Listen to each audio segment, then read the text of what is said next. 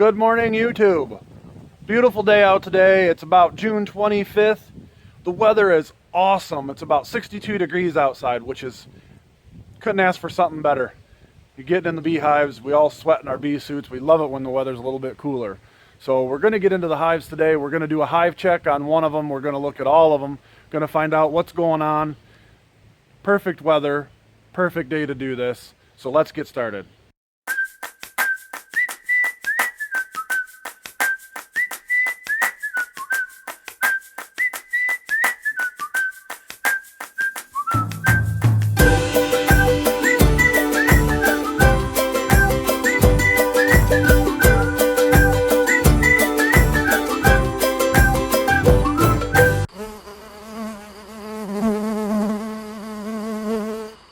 Alright, so we're going to do a little hive check. This is Bill. Say hi, Bill.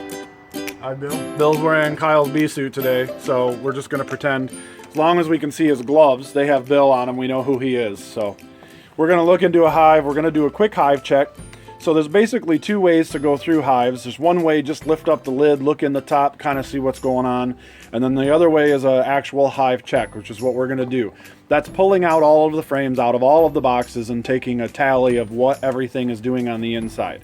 You can do this once a month, you can do this twice a month. Just want to make sure that you do it often enough so that you can tell what's going on in the hive.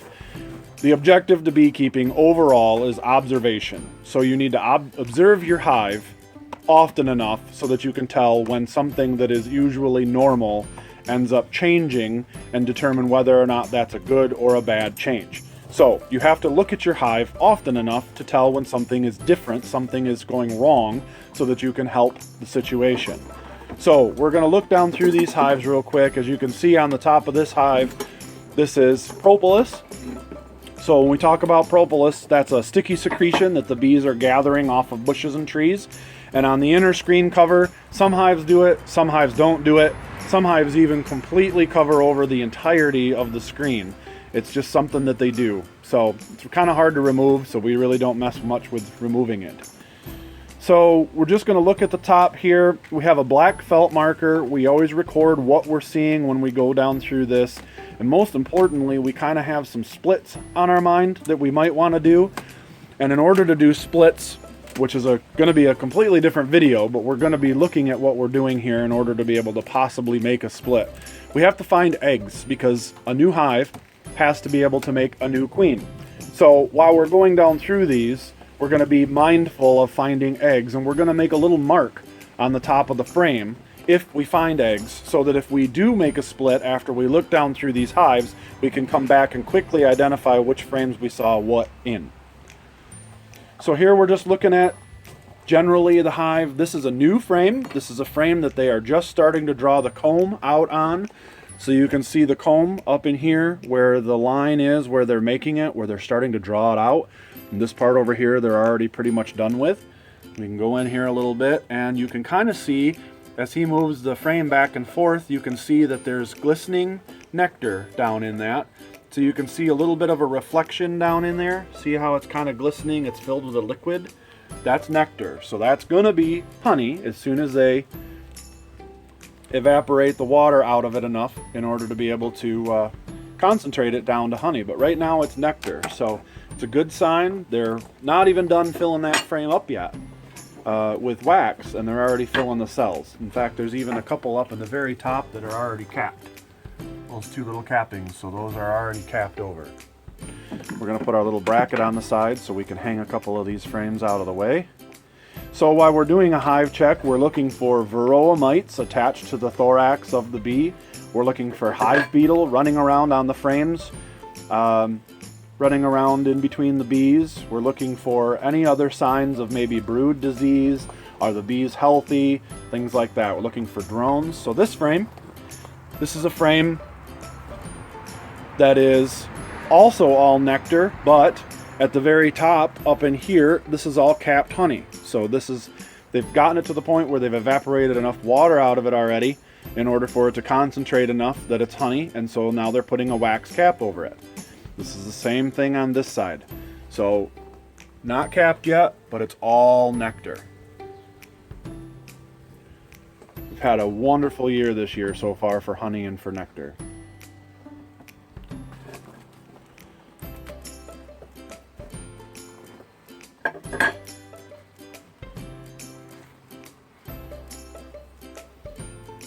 All right, so what I love about beekeeping, one of my favorite things is when you get into hives and you start pulling out frames, you never know what you're going to find.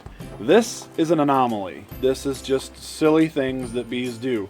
We always say that if you've got 50,000 bees in a hive, there's bound to be a few of them that do weird things. And this is one of those weird things. So this has occurred only on one side. This side is relatively even, so they're doing okay on this side. This frame, basically what has probably happened is it looks like the foundation in it has gotten ajar, so it is really uneven, which has probably kind of screwed them up because there's no depth to the foundation. It looks like at some point it might have fallen a little bit, and it didn't fall out because they already had the wax and they kind of waxed it into place, but because the depth was weird, the bees didn't know what to do with that. Didn't center. It wasn't, the foundation wasn't centered in the frame. So this is what happened. So what we're going to do is we're going to give them a puff of smoke. So we're going to get the bees off this comb. We're going to give them a puff of smoke so they kind of dissipate and kind of leave the comb part.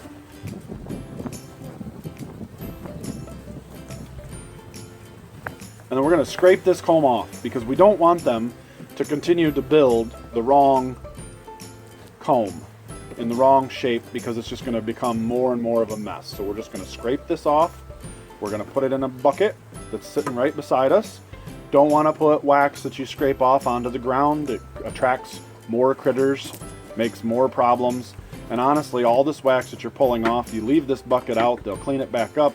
Then you can use that wax to make lip balms or candles, things like that. So we're going to leave what's there that they've done correctly, but we're going to scrape off all the parts that they didn't do correctly so we can encourage them to redraw that wax out the right way.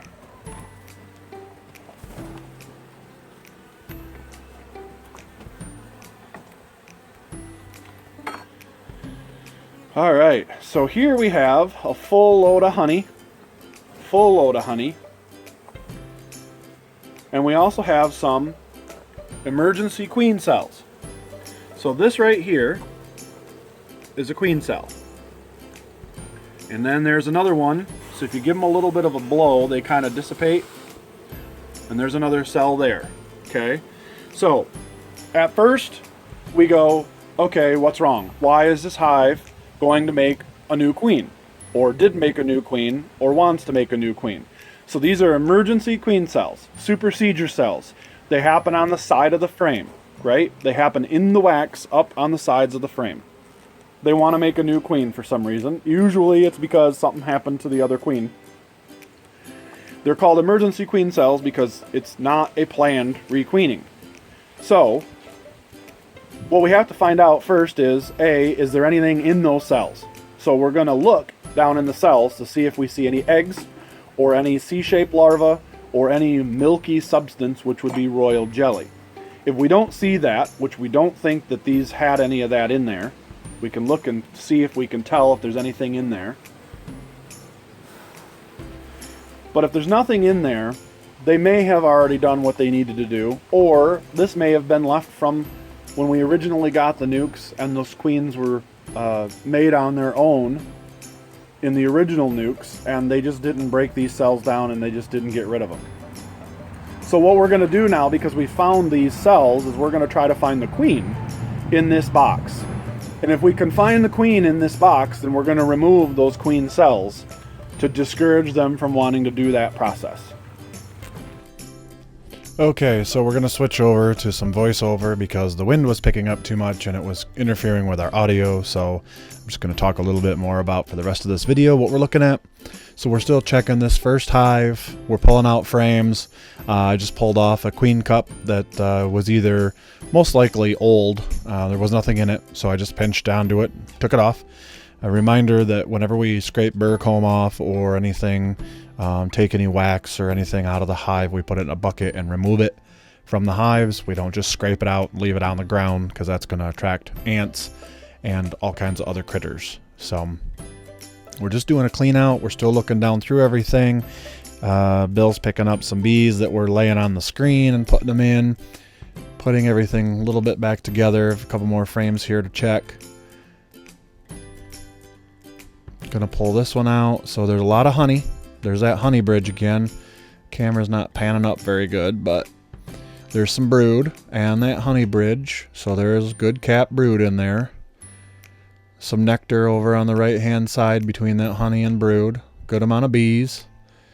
Gonna look down in here a little bit closer, just make sure everything looks good. No varroa mites that we can see on anything. Haven't seen any beetles walking around. Bees look healthy, no deformed wings. Brood's nice and capped. There's a baby bee coming out. Look at that. 21 days. It's starting to chew its way through its cap and emerging. New worker bee. So everything looks good. Put that frame back in. Go on to the next one. So this is what we call a hive check, right? So an inspection, what we call an inspection, is just lifting the lid and looking in the top, maybe pulling one frame out just to make sure everything looks good and everything smells good, just to do a quick check. But a hive check, where we actually go down all the way through everything, and this is pulling out every frame. So there's a bunch of burr comb along the bottom of that frame. Couple of drones in those pictures, those big old fat bees that you see on the left hand side, a little bit bigger than everybody else.